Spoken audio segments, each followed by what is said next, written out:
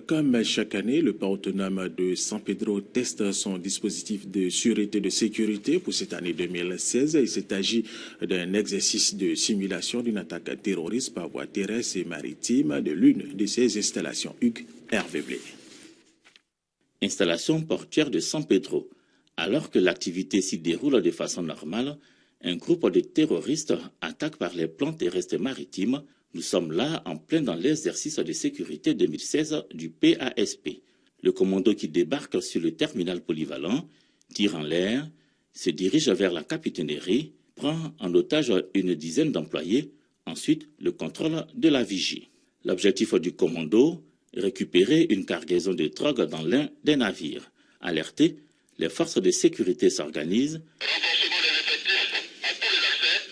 mettent une cellule de crise en place pour coordonner les opérations, donnent l'assaut, neutralisent le commando et libèrent les otages. Une opération réussie par les forces de sécurité à la grande joie du directeur général du port autonome de San Pedro. Le port de San Pedro est un port sûr.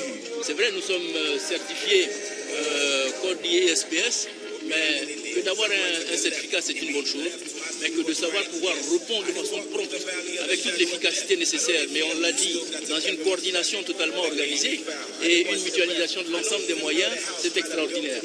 Une attestation de sûreté est remise au port autonome de San Pedro par la Direction générale des affaires maritimes et portuaires. Le PASP, déjà certifié ISO 9001, est à la recherche d'une autre certification en sûreté en 2017 et entend continuer de tout mettre en œuvre pour y parvenir.